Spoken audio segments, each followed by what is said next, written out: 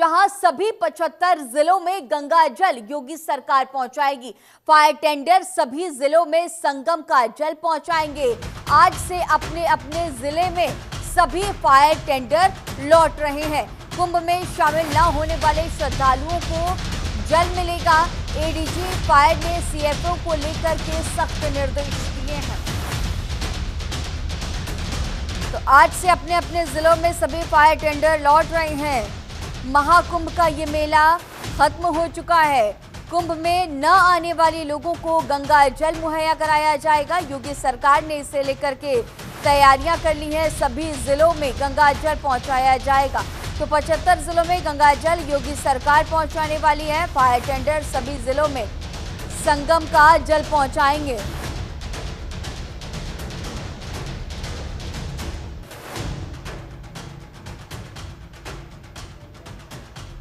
कुंभ में शामिल न होने वाले श्रद्धालुओं को जल मिलेगा। एडीजी फायर ने सीएफओ को सख्त निर्देश दिए हैं। कुंभ न आने वाले लोगों को गंगा जल मिलेगा। तो इसे लेकर के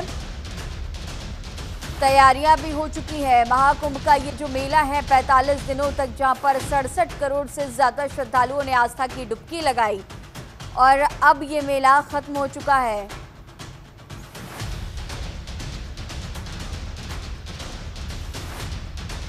सभी जिलों में गंगाजल पहुंचेगा।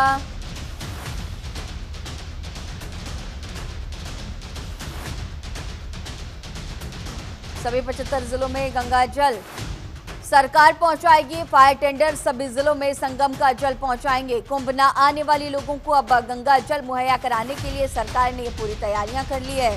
तो महाकुंभ के मेले में 67 करोड़ से ज्यादा श्रद्धालुओं ने आस्था की डुबकी लगाई। न सिर्फ भारत के हर कोने से बल्कि विश्व के हर कोने से सनातन धर्म में आस्था रखने वाले लोग, सनातन में अपना विश्वास रखने वाले लोग संगम नगरी प्रयागराज पहुंचे और इस महाकुंभ नगर में संगम पर जाकर आस्था की डुबकी लगाते हुए नजर आए। बहुत ही बेहतर तरीके से उत्तर प्रदेश सरकार ने ये मैनेजमेंट किया। इतना बड़ा जमावड़ा कहा जा रहा था जब महाकुंभ की शुरुआत नहीं हुई थी, तो ये कहा जा रहा था कि लगभग 45 करोड़ श्रद्धालुओं का जमावड़ा इस महाकुंभ मेले के दौरान देखा जाएगा। लेकिन जैसे जैसे दिन बीतता गया और 45 दिन जब पूरे हुए तो ये आंकड़ा 67 करोड़ के पार पहुंच चुका था। इसके साथ ही अब बड़ी तैयारी कर ली है योगी सरकार ने। फायर टेंडर सभी जिलों में संगम का जल पहुंचाएंगे। आज से अपने अपने जिले में सभी फायर टेंडर लौट रहे हैं। तो अलग अलग जिलों से, सभी जिलों से फायर टेंडर को बुलाया गया था ताकि महाकुंभ में जो मैनेजमेंट है वो काफी हद तक बेहतर किया जा सके।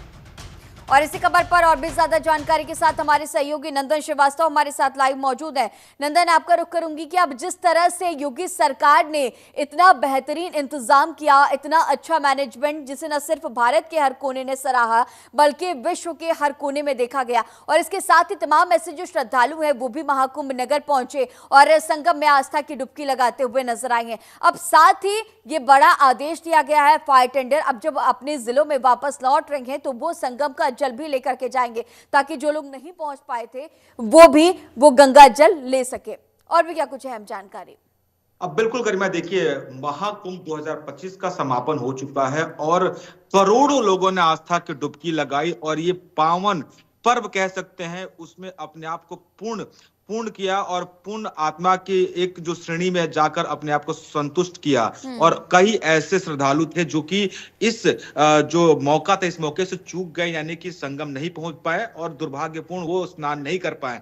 और उन्हीं सभी श्रद्धालुओं के लिए उत्तर प्रदेश के मुख्यमंत्री योगी आदित्यनाथ ने एक नई पहल शुरू की है। जो 75 जिले उत्तर प्रदेश, सभी 75 जिलों में गंगा जल जो संगम का जल है वहां पे भेजा जाएगा और जो श्रद्धालु नहा नहीं पाए हैं यानी स्नान नहीं कर पाए हैं उन सभी श्रद्धालुओं को गंगा जल, संगम का जल सौंपा जाए, जिससे कि वो अपनी इस पुण्य आत्मा है यानी कि जो स्नान कर सके, महास्नान कर सके उस संगम के जल से और अपने आप को शुद्ध कर सके।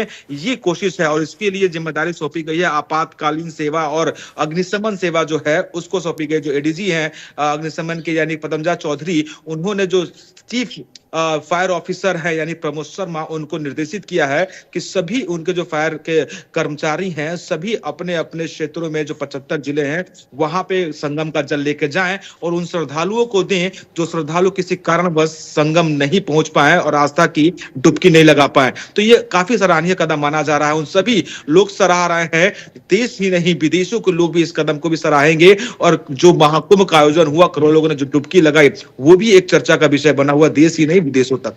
जी नंदन, एक और विषय जो कि बहुत अहम हो जाता है क्योंकि महाकुंभ का आयोजन विश्व स्तरीय आयोजन था, तो अब ऐसे में सफाई व्यवस्थाएं हालांकि यकीनी तौर पर काफी हद तक दुरुस्त नजर आई थी और हम पहले दिन से आखिर दिन तक ये देखते रहे हैं। लेकिन इसके बाद ही क्योंकि अब जब महाकुंभ का मेला खत्म हो चुका है तो वहां से अब किस तरह से सफाई, ताकि जो संगम है वो इसी तरह से जैसे पूर्व में संगम महाकुंभ के पहले बिल्कुल साफ सुथरी नजर आती थी, लोग पहुंचते थे, उसी तरह से नजर आ सके, इसे लेकर के क्या कुछ बिल्कुल करीना, मैं आपको बता दूं कि जो संगम यानी महाकुंभ शुरू होने के तकरीबन साल भर पहले से वहां पे तैयारियां चल रही थी। टेंट वगैरह, लाइटिंग व्यवस्था, सफाई व्यवस्था, मिट्टी डालना, खाना, साल 1.5 साल पहले से ही काम चल रहा था वहां पे कि इस महाकुंभ को सफल बनाया जाए। और अब जब महाकुंभ का समापन हो चुका है तो वहां पे जो कनेक्शन, बिजली कनेक्शन गए हैं, सफाई तो सबने देखा था। चूंकि एक शादी ब्याह में जब कार्यक्रम होता तो वहां पे इतनी गंदगी हो जाती है, चूंकि वहां पे कुछ गैदरिंग होती है 2000-3000 लोगों की, और यहाँ पे तकरीबन 40 करोड़ से अधिक लोगों ने स्नान किया, तो वहां कितनी गंदगी होनी चाहिए थी। लेकिन जो सफाई कर्मियों ने पूरी तरीके से अपने आप को समर्पित किया और सफाई किया, वो सबने देखा था। बहरहाल मैं बात करूंगा कि जब अब समापन हो चुका है तो समापन के बाद से जो वहां पे चीजें व्यवस्थित करनी है, यानी कि सफाई से लेकर बिजली कनेक्शन, जो पोल्स गड़े थे वो टेंट हटने से लेकर तकरीबन महीनों इसमें लगने हैं। और उसकी व्यवस्थाएं वहां पे जो जिम्मेदार हैं उनको सौंप दी गई है। जो पहले से ही टेंट और जो लाइटिंग की व्यवस्था की गई थी उन सबको सौंपे गए हैं। अब अपने धीरे धीरे करते हुए महीनों लगेंगे इस समापन को फिर से अपने टेंट को उखाड़ने में या लाइटिंग की व्यवस्था उखाड़ने में या फिर जो भी चीजें व्यवस्थित है वहां पे उसको सुधारने में। जी ठीक है नंदन, आगे भी आपसे अपडेट्स लेंगे। फिलहाल तमाम जानकारियों के साथ बने रहने के लिए आपका बहुत शुक्रिया।